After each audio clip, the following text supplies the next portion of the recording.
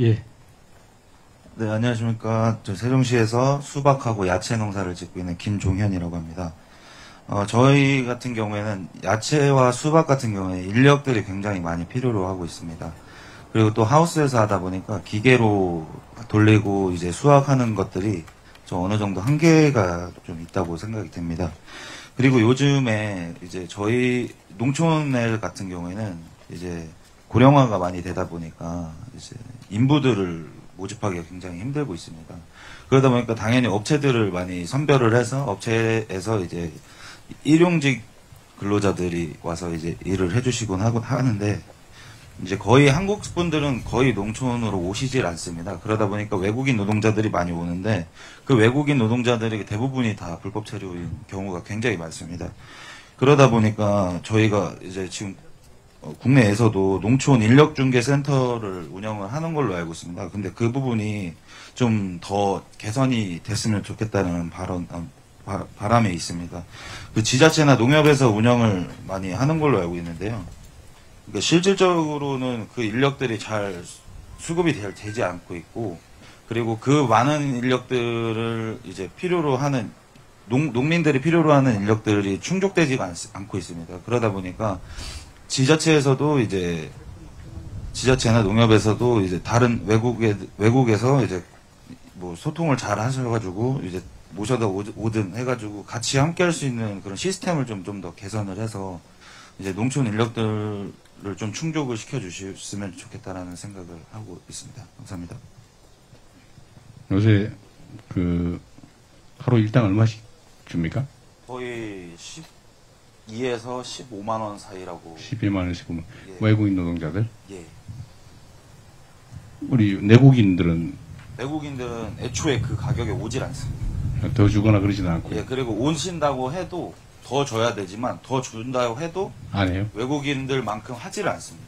그리고 그만큼을 요구를 하면 애초에 다시는 안 옵니다. 그런 악순환이 계속 반복되다 보니까 이제 저희들도 농민들 입장에서는 외국인들을 찾을 수밖에 없고, 찾다 보면 이제 또 없으니까 불법 체류자 말고는 사실 구하기가 정말 힘듭니다. 그 조일농어 사장님 저 일당 20만 원 준다 그러지 않았어요? 네, 작업 종류에 따라서. 정에 따라서. 고급 인력이니까 20만 원입니다. 고급 이게 인력. 약간 인종차별하는 느낌이 들긴 하는데, 예, 알겠습니다. 실제로는 12에서 15만 원. 네, 알겠습니다. 제가 조금 지금 우리 김종현 대표님 말씀하신 거는 여기저기서 이야기가 많습니다. 지금 그 인력중개센터는 내국인들 중심인데 말씀하신 것처럼 내국인들 같은 경우에 외국인보다 일을 잘 못할 뿐만 아니라 일당을 많이 요구해서요. 근데 그럼에도 불구하고 또 내국인을 원하시는 농장도 있습니다. 그래서 내국인들을 조금 더 일당도 저희가 뭐 숙박비나 교통비 좀 더 지원해드리고 훈련을 좀 많이 시켜서 일을 좀 효율적으로 할 수 있도록 하는 거 하나 하고, 그 다음에 계절근로제라고 우리가 8개월짜리 인력을 쓰고 있지 않습니까? 그렇죠? 근데 이제 계절근로제가 너무 짧다 이런 의견들이 많아서 공공형 계절근로라고 해서 농협이 좀 책임지고 그 하루에 필요할 때마다 파견하는 이런 형태로 좀 사업을 확장하려고 하거든요. 그러면 농장 입장에서는 그 인건비를 좀 절약할 수도 있고 원할 때만 쓸 수 있고 뭐 이럴 것 같고요. 예, 그래서 그거를 좀 확대를 하려고 그러고, 그 계절근로 8개월도 너무 적다는 의견이 많아서 이거는 법무부랑 협의를 해서 일 잘하는 계절근로자의 경우에 좀 기간을 늘릴 수 있는 방안, 요거를 좀 검토를 하고 있습니다. 그래서 그 인력 문제는 그 어디 가나 제일 중요한 문제이기 때문에 저희들이 그거는 가장 중요한 우선순위로 두고 좀 검토를 그렇게 좀 해서 해결하도록 그렇게 하겠습니다. 예. 예, 그 다음에 아까 대통령님이 이게 우리 두근두근 대표님 말씀하신 것 때문에 지금 좀 안타까워서 지금 벌 하는 농장들이 전국에 양봉하는 농장들이 27,000호 정도 되는데 청년들이 너무 적습니다. 그래서 아주 조금 소수로 50군 이상 하고 40세 이하인 청년 그 양봉 농가를 1년에 10명씩 뽑아서 사실 저희가 좀 훈련을 하고 있는데요. 너무 숫자가 적고, 그 다음에 이제 제일 기본은 밀원수가 너무 부족하다는 데 있습니다. 그래서 지난번에 저희가 산불 산사태 논쟁에서도 그 이야기가 많이 됐는데, 침엽수보다는 화렵수를 심어야 되는데 화렵수의 대표가 사실 밀원수입니다. 그래서 산불 난대, 그 다음에 침엽수 사이에 내화수림대를 조성할 때 밀원수를 지금은 1년에 한 40헥타 조성하고 있는데 요거를 좀 대대적으로 확장을 해서 그 양봉하시는 농가들한테 도움을 드리려고 그렇게 준비를 하고 있습니다. 밀원수라고 하는 게 꽃피는 나무를 말하는 것 아카시 같은데 나무, 예, 이런 것들. 아카시아 예. 말고는 어떤 나무? 헛개나무, 아카시 그러니까 나무, 어떤 나무들이 있어요? 헛개나무, 아카시 나무 이런 것들이 대표적입니다. 밤나무도, 밤나무. 밤나무, 엄나무, 엄나무. 예. 그래서 그런 그 화렵수, 우리 밀원수들을 그 내화수림대로 조성을 하면 산불 산사태 걱정도 해소하면서 우리 좀 양봉 산업에도 도움을 줄 수 있을 것으로 보입니다. 네, 네. 우리 임수연 대표님. 네네. 안녕하십니까. 저는 세종시 연서면에서 부모님과 함께 딸기 농사를 짓고 있고요. 세종 4.17에서 여부회장으로 활동하고 있는 빼어날 수 고을연 임수연이라고 합니다. 네. 저는 너무 떨려서 그냥 제가 떨려서 그냥 제가 적은 거를 읽어보도록 하겠습니다. 오늘 저는 우리나라 농업 정책의 중요한 문제 중 하나인 농업인 기준의 느슨함과 이를 개선하기 위한 농업인 기준 강화 방안에 대해 말씀드리고자 합니다. 먼저 현행 농업인 기준이 지나치게 완화되어 있다고 생각합니다. 현재는 일정 면적의 농지만 있으면 누구나 농업인 등록이 가능합니다. 이로 인해 실제로 농업을 업으로 삼지 않는 사람들, 즉 겸업 목적이나 투기 목적으로 농업인 등록을 하는 사례가 적지 않습니다. 이러한 구조는 정책 자원의 분산과 왜곡을 초래합니다. 한정된 직불금과 보조금이 실제로 농업에 전념하는 청년 농업인이나 전업농에게 집중되지 못하고 있습니다. 또한 세종시 같은 경우는 농지를 투기 목적으로 확보한 사람들이 늘어나면서 정작 농지를 필요로 하는 청년 농업인들의 진입 장벽이 더욱 높아지고 있는 것이 현실입니다. 그래서 저는 세 가지 방안을 생각을 해봤습니다. 첫째, 경작 실적 중심의 인증 강화입니다. 단순히 면적이나 매출 기준이 아니라 일정 기간 이상 실제로 농사를 지은 기록, 생산과 판매 증빙을 확인하는 체계가 필요하다고 생각합니다. 두 번째로는 겸업 및 투기 목적 농업인의 배제입니다.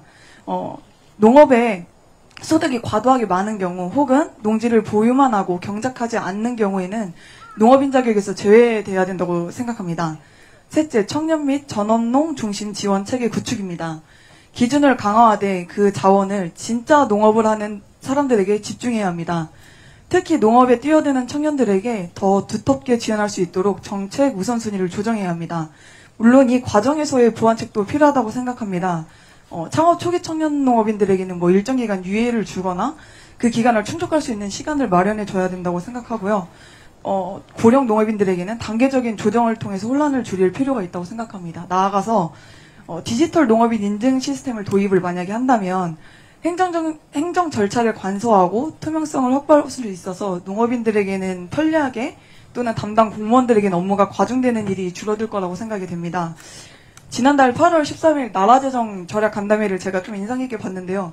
그때 대통령께서 씨 뿌릴 씨앗이 부족하다고 말씀해 주셨는데 물론 씨앗도 중요하지만 그 좋은 씨앗만큼 중요한 것이 땅이라고 생각을 하거든요. 그래서 그 좋은 땅이 잘 선별될 수 있도록 기준을 강화해 주셨으면 좋겠습니다.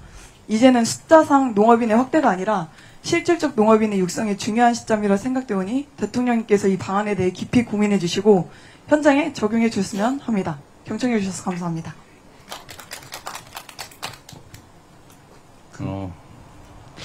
농업 예산 집행의 효율성에 대해서 아주 적확한 지적을 해주신 것 같습니다. 충분히 검토할 만한 좀 나는 것 같아요. 지금 300평 이상이면 다 등록해 주죠. 300평까지 못 농사를 짓는다고 그죠? 직불금도 300평 이상 해가지고 경영 신고를 하면 다 해주죠. 그 얼마예요? 농업 경영체 등록. 얼마예요 직불금이? 헥타르 말고 300평이다 그러면 130만 원까지. 무조건. 30까지 올라가. 예. 그래요? 제가 올해 예를 들자면 제가 올해 연초하고 그리고 이제 지난달 같은 경우는 만약에 정말 말씀하신 대로 투기 목적으로 300평 사놓고 단속 안 당하려고 농업인 등록해 놓으면 투기를 도와주고 있는 거네 정부 예산으로. 그건 다시 진짜 검토해 보시죠. 그건 곤란해야 되겠는데. 예, 그거에 조금만 보태면 사실 우리 청년 농업인들이 이 문제에 대한 제기도 있지만요. 기존에 있던 우리 농업계에서도 농업인에 대한 정의를 해야 된다. 왜냐하면 똑같은 말씀입니다. 지금 과연 농업인들이 얼마 많은 기준으로 예를 들면 300평을 가지고 시골에는 어쩌다가 한 번씩 내려온 사람들이 농업인이냐. 그리고 또 사실은 오랫동안 고생을 하셨지만 80, 90이 된 어른들도 농지원분상 농업경영체상 300평만 있으면 농업인이냐. 이런 이야기들이 이제 시대와 좀 달라진 것 같습니다. 그래서 지금 아마 제가 알기로는 농특위에서 이번 정부에서 농업인의 규정 그리고 또 그와 동시에 또 납세하는 문제까지에 대한 주제에 대한 이야기를 스스로 좀 진행되고 있고 아마 진행될 예정이라는 이야기 좀 드리겠습니다. 네, 이상입니다. 임차농도 인정을 해주죠? 임차 계약서가 있거나 하면? 경작을 하면 인정을 네. 제가 금방 쪽지를 받았는데 큰일 났네요. 지금 아직 3분이나 남았는데 슬슬 마무리해야 된다고 이야기하는데 그죠? 그래서 빨리 해야 됩니다. 그래서 부탁드립니다. 예. 안녕하십니까. 저는 세종시에서 복숭아 농업을 하고 있는 박성호라고 합니다. 저는 일단 농사 짓는 재주밖에 없어서 저도 좀 보고 읽어야 돼서 양해 좀 부탁드리겠습니다. 처음으로 이제 기후 위기가 점점 심각해지고 있고 이는 농업에 직접적인 피해를 주고 있습니다. 이로 인해 태풍, 호우, 폭염 등의 피해를 최소화할 수 있는 스마트팜 시설 농업 쪽에 지원이 늘어가고 있는데요. 앞으로의 농업은 전문성을 기본으로 대형화하지 않으면 경쟁력이 떨어진다는 기사도 많이 접하게 되고 저도 그렇게 느껴지고 있습니다. 특히 시설이 아닌 노지에서 재배할 수밖에 없는 작물들은 더욱더 대형화가 필요한 경우에 속하고 그 기후 위기를 고려하더라도 노지에서 재배할 수밖에 없는 이런 부분들을 위해 1차 농업에 대한 지원도 유지 이상으로 늘려줄 수 있는 방법도 고려해 주시면 감사하겠습니다. 그리고 두 번째로 부모님과 같이 영농에 종사할 경우 부모님께서 농업 기반을 갖추고 계셔서 본인 소유의 농업에 관해 평균 수준 이상의 경쟁력이 있는 경우에는 시설 및 농지 규모도 대형화에 부합하는 부분이 많은데 장기적으로 2대, 3대를 거쳐서 가업처럼 농업에 종사할 경우 결국에는 증여 상속세가 큰 문제가 되는데 이 부분의 걱정이나 고민을 줄일 수 있게 도와주시면 감사하겠습니다.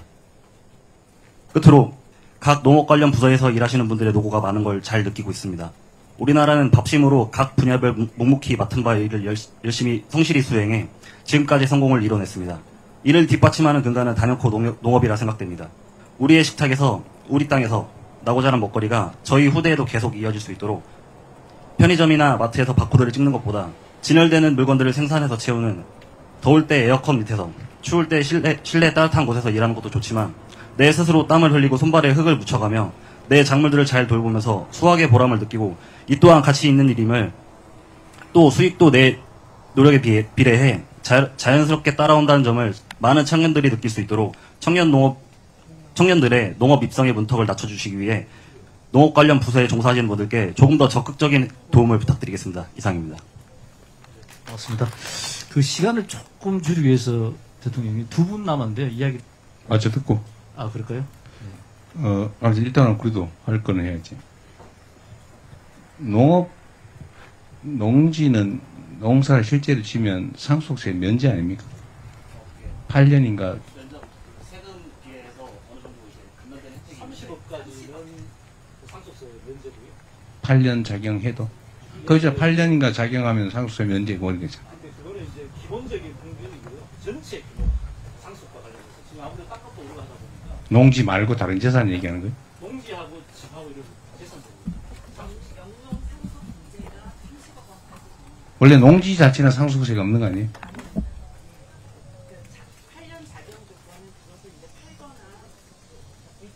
양도세 면제고 상속세는 30원까지만 그걸 알겠습니다.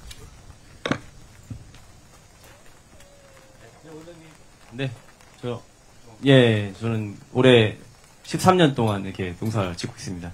처음에는 저는 원주민이기 때문에 이제 제가 한솔동이 고향이거든요. 그래가지고 시골이었다가 이제 세종시가 이렇게 개발이 되면서 산 증인입니다. 제가 이렇게 개발되는 것을 지켜봤습니다. 네. 그래가지고 땅값 많이 올랐습니다. 예. 근데 투자를 잘못하셔가지고 저희 아버지가 부여에다 땅을 사는 바람에 재미를 별로 못 봤습니다. 아무튼 그래가지고 되게 시골이었다가 도시가 되니까 저희 아버님이 좀 선견지명이 있으셔가지고 세종시가 오면 이제 여기 꽃이 많이 필요할 거다 도시가 되면 그래가지고 저보고 이제 농사를 권유하셔가지고 이제 농대를 갔습니다. 2005년에. 그래가지고 이제 한국농수산대학교 졸업해가지고 농사를 이렇게 짓고 있는데, 그때만 해도, 비가 오기 시작하네요. 그때만 해도 막 하루아침, 몇 달 있으면 동네가 하나 생기고, 막 동네 하나 더 생기고, 막 이런 식으로 되면서 재미를 좀 봤습니다, 제가. 농사를 져가지고. 근데 처음에 힘들었지만, 지금도 힘들고요. 그랬는데, 아무튼, 주변에 꽃농사를 짓는 사람이 없다 보니까, 저 혼자 되게 외롭게 농사를 졌습니다. 그래가지고 막 서울로 혼자 차에다가 싣고 경매장 혼자 밤에 막 싣고 가고 낮에 꽃 심고 물 주러 다니고. 그런데 이제 국립 세종수목원이 몇 년 전에 들어왔습니다. 세종시에. 그래가지고 계약 재배를 시작했습니다. 여기서 다른 농사 지시던 채소 농사 지시던 분, 과수 농사 지시던 분들하고 1년에 얼마 계약을 맺고 이제 농사를 짓도록. 그래서 이제 농가들이 많이 생겨나는 추세입니다. 그래서 그분들하고 이제 같이 농사를 지어가지고 이거 중심 아닙니까? 국토의 중심? 물류를 아낄 수가 있습니다. 여기 전국으로 꽃을 이렇게 서울에 거의 다 이게 집중이 돼 있거든요. 화훼시장이 농가가. 왜냐하면 이건 도시 근교 농업이기 때문에 어떤 도시가 없는 지역에서는 농사 져가지고 팔아먹기가 힘들기 때문에 대표적인 근교 농업이 화훼인데 이제 세종시가 있고 농가가 이제는 생겼습니다. 그래가지고 이분들하고 같이 이제 좀 이 지역을 좀 꽃 시장을 좀 만들어보자. 이게 꿈이 생겼습니다, 제가. 그래서 하는데 마침 이제 청주에도 바이오 산업이 또 돼 있지 않습니까? 그래서 또 한 가지가 또 자생식물에 대한 우리나라. 아시겠지만 가장 한국적인 것이 가장 세계적인 것 아니겠습니까? 우리 자생식물도 아직 연구되지 못한, 발견되지 못한 그런 효능이나 효과 이런 것들이 많이 있습니다. 그래서, 바이오 산업과 연계해서 그런 정원식물도 개발을 해주고, 그런 기능성 식품도 만들어가지고 좀 세계로 좀 수출을 했으면 하는 게 있고, 정원식물에 대해서도 우리나라 이런 화훼도 그렇지만 채소 종자 산업이 완전히 무너졌습니다, 지금. 그래서 아시겠지만 종자가 완전히 농업의 반도체 아니겠습니까? 이걸 연구개발비를 좀 확 늘려주셔가지고. 그렇죠. 예. 그래서 막 로열티를 막 내야 되는 상황입니다. 그렇기 때문에 좀 연구개발에 라인 주셔가지고 육종 사업 이렇게 좀 신경을 써주셔서 세종시가 세계로 뻗어나간 동양의 네덜란드가 될 수 있도록 좀 도와주십시오. 네, 고맙습니다. 예, 우리 신수미 대표님. 예. 안녕하세요. 저는 세종시 전임위원회에서 부모님이랑 세종식물원을 운영하고 있는 신수미라고 합니다. 저는 욕심이 많아서 대통령님께 바라는 점이 너무 많지만 시간이 없어가지고 제가 말을 잘 못할까봐 서류를 준비했어요. 나중에 한번 봐주시면 감사하겠습니다. 제가 바라는 점은 첫 번째, 농촌 화장실 문제입니다. 농촌에서 하우스나 밭에서 일할 때 가장 불편한 점이 화장실입니다. 이동식 화장실은 공간이 좁고 여름철에는 덥고 냄새가 심해 사실상 사용이 어렵습니다. 특히 여성 농업인들이 이 문제로 큰 불편함을 겪고 있습니다. 하지만 현행법상 하우스는 가설 건축물로 분류돼 안에 화장실을 지을 수 없다고 합니다. 대통령님, 농지나 하우스 안에도 2평 정도의 작은 화장실을 설치할 수 있도록 법이나 대통령령을 개정해 주시면 어떤지 제 자그마한 소망입니다. 농업인의 기본적인 생활 여건을 개선하는 작은 변화가 현장에서 절실히 저는 필요하다고 생각합니다. 두 번째로 종자법 문제입니다. 현행 종자법은 지나치게 복잡하고 모호해 농민들에게 큰 부담이 되고 있습니다. 종자법이 생기기 이전에 국외에서 들여온 묘목은 정식 수입이 아니면 품종 등록이 불가능합니다. 그런데 정식 수입을 시도해도 금지식물로 묶여 막히는 경우가 많습니다. 결국 새로운 품종은 등록 자체가 어렵습니다. 또 종자의 정의가 법에 명확히 규정되어 있지 않아 1년생, 2년생, 심지어 10년생 묘목까지 종자인지 불분명합니다. 국립종자원과 산림품종관리센터가 서로 다른 기준을 적용하다 보니 농민들은 큰 혼란에 빠져 있습니다. 법을 지켜 격리재배와 검사를 마쳤는데도 불법 식물이라는 낙인이 찍히고 때로는 범죄자 취급을 받는 현실이 너무나 억울합니다. 대통령님, 종자의 정의를 법에 명확히 규정해 주시고 라이선스가 있는 품종만 등록해 생산 판매할 수 있도록 합리적인 제도를 마련해 주십시오. 그래야 이제 농민들이 법을 지키면서 안심하게 농사를 지을 수 있다고 생각합니다. 들어주셔서 감사합니다. 라이센스가 있는 품종만 등록해서 생산 판매할 수 있게 해라. 라이선스가 없는 건 팔지 못하게 하자 그 말이에요? 아니 라이센스가 있어야 이제 예를 들면 품종이나 연원을 알 수 없는 국화가 생겼다. 고 하면 이제 그런 새로 나온 품종을 이제 라이센스를 등록을 해서 이 품종이 이제 떨리네요. 아니 이게 네. 약간의 변화를 준 개량 종들이 수없이 많은데 그걸 다 등록한 다음에만 팔게 하자 그런 거예요? 그쵸. 이게 등록되지 않으면 만약에 제가 이 품종을 등록을 해서 나만의 품종을 만들었는데 이거를 등록하지 않으면은 주위 농가들이 이거를 사고 이제 내가 삽목해서 키우면은 이거는 저만의 품종인데 라이센스가 있어야 이제 생각을 하거든요. 이게 너무 말이 너무 떨리네요. 네. 네 맞습니다. 인간육종도 절차를 좀 지켜야 해서 이게 왜 그러냐면 소나무 제선충병, 과수화상병 이런 게 바로 라이센스 없이 그냥 그렇게 들어온 것들이 민간을 통해서 퍼져나가면서 이렇게 생태계에 영향을 미쳐서 저희가 이 부분은 굉장히 철저하게 관리를 하거든요. 근데 지금 말씀하신 것도 무슨 뜻인지 알아요. 그래서 이거를 좀 절차를 지켜서 그런 문제가 없도록 만들자라는 취지거든요. 그래서 그거 맞죠? 그래서 그렇게 할 거고 지금 종자 정의하자는 것도 이게 잘 아시는 것처럼 나무마다 풀마다 다 다르잖아요. 이 시기랑 이런 게. 그래서 뭘 종자로 정의하느냐가 하나로 그 법에 규정하기가 쉽지가 않습니다. 그래서 그 부분은 저희가 공통 지침을 한번 만들어 볼게요. 그래서 그렇게 해서 좀 하려고 그러고 아까 화장실 문제는 대통령님 지금 되게 이상하게도 농지하고 하우스 안에 생산시설 외에는 다 들어갈 수가 없습니다. 그래서 화장실이 없다. 예. 농막이라는 게 허용되는데 농막에는 화장실이 포함이 안 되나 보죠? 농막 안에 화장실이 있습니다. 농막은 허용이 되잖아요. 네네네. 근데 무슨 말이지? 생산시설. 그러니까 생산시설로 돼야 되는 거죠. 화장실 단독으로 들어가는 게 안 돼서요. 이게 되게 불합리하기 때문에 저희가. 농막은 되는데 화장실은 안 된다고요? 이상한 것들이 매우 많습니다. 그러니까 아니, 생산시설. 농막에는 당연히 화장실이 포함이 되고. 원래는. 화장실을 포함한 농막은 되는데 화장실만은 안 된다? 원래 농막은. 돼 있어요? 예, 원래 농막은 그 화장실이 사실 없어야 됩니다. 창고 형태입니다. 그래서 사실은 농막은. 화장실 설치할 수 없습니다. 불법입니다. 예. 아니, 그래서 물어보잖아요. 네, 맞습니다. 농막은 허용되지만 거기는 화장실이 안 된다? 네. 예, 안 됩니다. 그래서 화장실이 생산시설이 아니기 때문에 안 되는데 그게 대단히 말이 안 되거든요. 그래서 지금. 농막이라고 하는 개념은 잠시 창고. 쉬거나 뭐 그런 개념도 포함하잖아요. 맞습니다. 네네. 근데 대소변을 보면 안 된다 그런 거예요? 그렇죠. 좀 이상하긴 하네요. 예, 그래서 이 문제, 장관님. 그래서 이 하반기에 바로 농지법 개정을 해서 저희가 이 화장실 문제는 해결하도록 그렇게 하려고 합니다. 예. 조금 보태면 이제 가장 우리 청년 창업농들이 많이 하는 게 체험입니다. 실제로 체험으로 이제 새로운 그 산업을 또 공간을 열어야 되는데 그러려면 화장실하고 주차장이 문제입니다. 근데 지금은 다 이런 문제가 안 되고 있어서요. 이게 총체적으로 저희들이 그 농식품부에서 점검을 하고 있으니 그 이야기를 하반기 때 일정 정도의 좀 성과를 낼 수 있도록 또 의견도 청취할게요. 예, 그러도록 하겠습니다. 네. 네, 아닙니다. 예. 예, 그 예정된 시간보다 지났는데 제 뒤에서는 쪽지 오고 야단인 거 맞죠? 예, 그래도 저는 우리 청년 농업인들의 이야기를 듣기가 안 쉬우니까 저는 욕심이 좀 나서 예, 좀 죄송합니다. 예, 좀 그렇게 했고요. 또 끝까지 함께 해주셔서 고맙습니다. 여러분 의견 주셔서 너무 고맙고요. 그리고 아까 얘기했지만 혹시나 못 주신 의견이 있으면 저희들이 주면은 다시 검토해서 드리겠다는 얘기를 미리 좀 드렸습니다.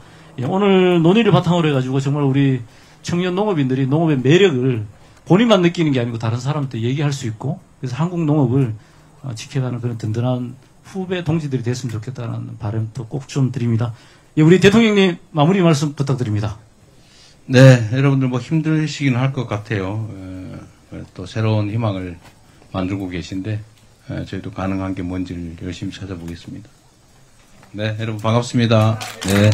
예, 고맙습니다. 이것으로 간담회를 마치도록 하겠습니다. 참석해 주신 분들 너무 고맙고요. 끝으로 뒤에서 우리 복숭아 나무를 배경으로 우리 대통령님과 우리 청년 농업인들 사진 한 컷 이렇게 남기도록 하겠습니다. 예.